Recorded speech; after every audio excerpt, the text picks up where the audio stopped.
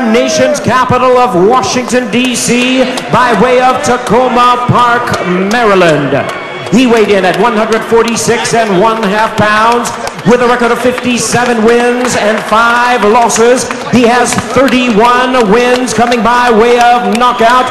Ladies and gentlemen, currently ranked the IBF #7 world welterweight contender. Please welcome the 2-time world champion known as the Little Big Man, introducing Sharmba Mitchell.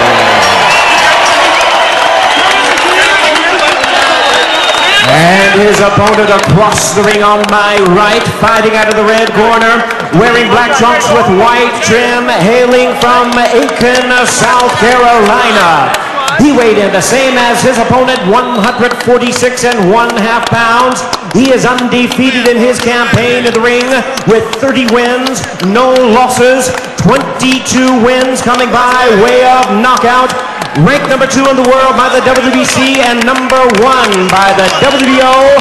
Ladies and gentlemen, here is the defending NABO and WBC USNBC welterweight champion, introducing the undefeated Paul the Punisher Williams.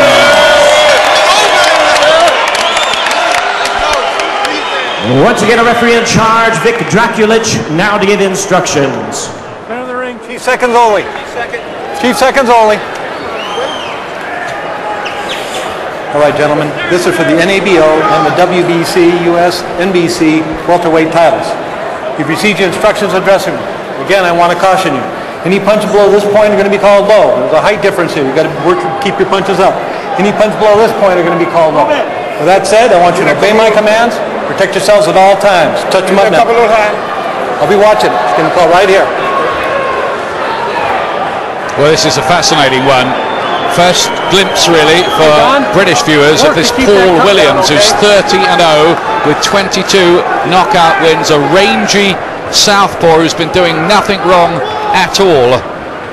Used to be promoted by Sugar Ray Leonard. Made no real impression during that time. Much taller than former world champion at light welterweight Sharmba Mitchell, who looks to start fast here. Mitchell set back by defeats against Costas Yu and Floyd Mayweather, and here in with a hot prospect.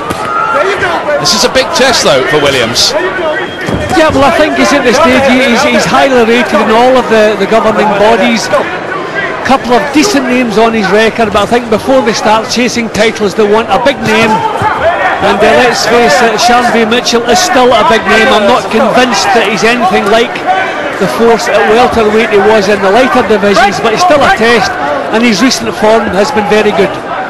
Well, Williams' people have obviously come to the conclusion that Mitchell is maybe ready to be taken. They think he's faded enough to be put in with their prospect. Let's see. They've still got him at #6 in the IBF rankings, Sharmba Mitchell.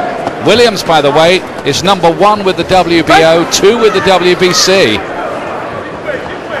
So he's at that kind of at that stage that Ricky Hatton was back a couple of years back. There's good left hand there, fast from Williams. Two southpaws together here, so Mitchell doesn't get the usual advantage he has of being a southpaw against an orthodox fighter. Yeah, and I think the big disadvantage of the height and reach. I think Mitchell would like to be cute and he usually likes to draw opponents to him where he can counter them, but he can't afford to stand off from this fellow because of the reach and the height. He's trying to get close. This is not his normal fight, and he's made a couple of mistakes already, and he's had to pay for those. Watch hold. Mitchell did have a decent win the other month against Jose Luis Cruz. That was an okay performance against a competent opponent. Did that pretty well. This is another test again, really. Full of self-belief, of course, this Paul Williams, who comes from the home of the Masters, Augusta, Georgia. Lovely left hand from him. Is he a young master in the making? Well, I think Williams was surprised at the tactics of Mitchell in the early stages, but now I think he's got a grip on things, a little bit of rhythm in his boxing. He's now picking Mitchell off at long range. Still a good test for him here. Right tactics really from Mitchell, trying to get in close, as Jim says, not his usual style. And he gets in with a right hander. He's trying to just break the youngster's rhythm, but not really working. Williams coping with it well so far. They say he copes pretty well with Antonio Margarito, WBO welterweight champion, in the gym. Yep, and he is rated number 1 by the WBO. That may be the route they want to take. He fancies the job already, so we'll find out here if he's ready for it. We're at the Reno Events Center here with the snow-capped Sierra Nevada mountains on the edge of the town. It was in this town that Colin Jones of Wales drew with Milton McCrory for the world welterweight title back in 1983. 22 years ago I was there for that as well. Goodness me. Time goes on. Well, I think Mitchell will be fairly happy with the start he made. I think he caught Williams napping once or twice, but the longer the round went, you could see Williams had adjusted to the pace, adjusted to the tactics, and I thought he was getting better of things. Here's the second round. Williams on the left of your picture there, isn't he gangly? They call him the Punisher. Managed by George Peterson.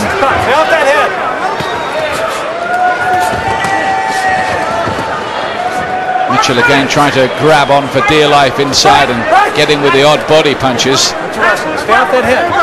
He's well outreached. He's got quite quick hands, I notice, Williams. They did put him in with an unbeaten fighter, an Argentine called Walter Matisse last time. He got hit early in that fight, a fair bit, but went on to win it well, stopping him in the 10th round.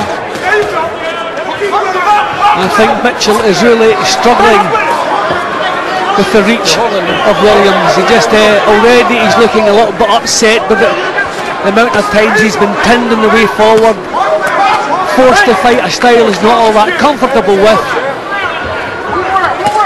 See, he's lunging in with punches, and then when he gets there doesn't quite know what to do. He's grabbing hold. He's going to end up losing points for holding.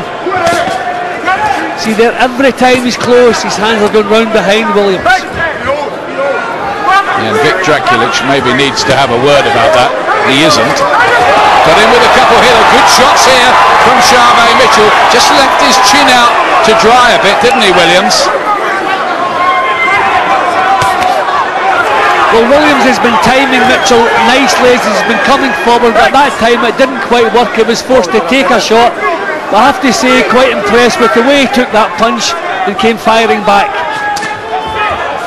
Probably a little bit grittier than he looks. He looks very tall and gangly, but a bit of grit in there as well, I feel.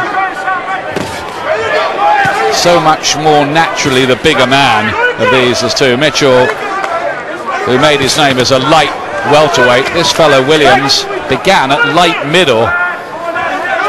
So although they're exactly the same weight on the scales, there's no doubt about who carries more natural strength and weight. It's Williams. And of course he's got youth on his side. It's the classic matchup, isn't it? The hot prospect against the perhaps fading former champ. Yeah, and I think that the fact that Mitchell is so keen to clutch up close, he feels a difference in the strength and the power, and every time he's caught cleanly, he's forced onto the defensive. So as you say, Williams naturally bigger, and I think the longer this one goes, the more that's going to be a factor. Danger for Sharmba Mitchell is that he becomes a bit of a trial horse late in his career. He is 35 now, closing in on 36 as well. He's getting in with a few, but generally Williams picking him off at range. And this isn't the style that Sharmba Mitchell likes to fight in, not at all. Now Williams is looking far more comfortable. Mitchell is the look of a man who's busting a gut to keep him in this fight, struggling more with every minute that passes. Good job. How you Tough night for Sharmba Mitchell here. We saw him in Manchester, didn't we, against Mike Stewart, and they thought he was going to fight Ricky Hatton at one time. That never quite came up. I always thought Hatton would have won that fight. Listen, he going to jab. The flip jab up is beautiful. Get ready to roll, come back with a straight brick hand, then a hook. One down, one up. Turn it. I mean, full credit to Mitchell. This is a little bit of success he had in the round, but you always get the feeling he's busting a gut. It's all he can do to keep himself in this.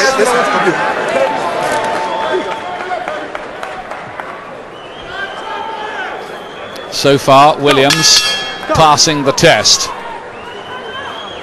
There's a lot of body to hit with him. There's a left hand that just shook up Mitchell, landed around the temple as well.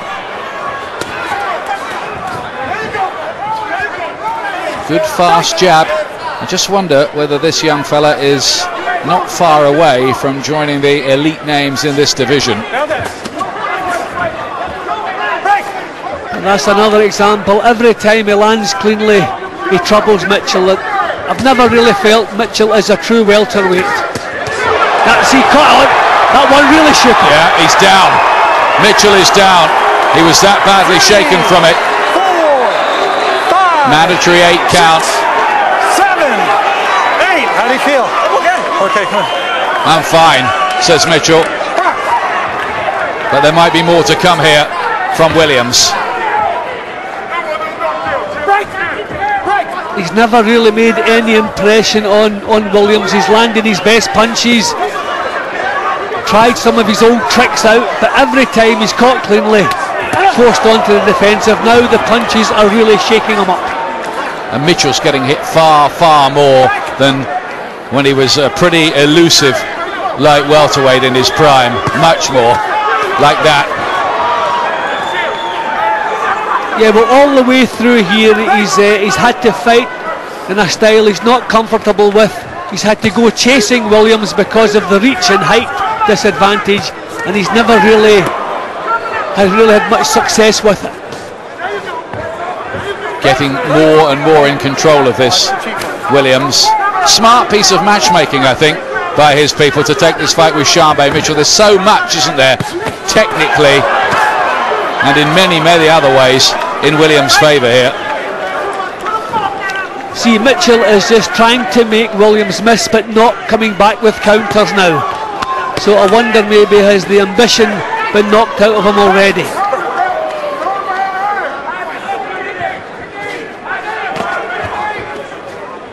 Keep those punches up. Keep those punches up. I think he feels safer up close, so he's just trying to bore his way in close.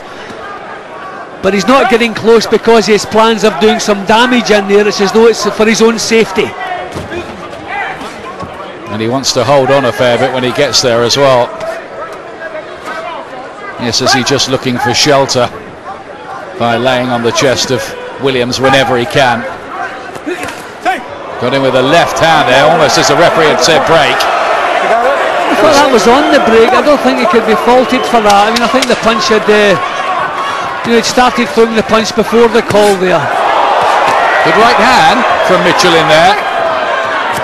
There is a fault with Williams. It just leaves himself a little open.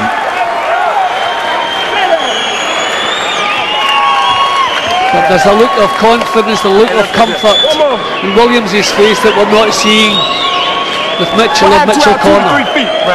We cannot pull back. This man is entirely too tall. You understand me? Once you get there and you flip the jab, hide the up, Sharmba. He dipping down trying to find you. You pull your head back, lead it. Then when you get close to it, run that 8 back around there. Pull that 8 around there. Thanks, Mike. Because you're able to touch it with that left hand there. Okay, blind. Williams here, who began boxing when the school bus driver told him he was being too boisterous and better get down the gym if he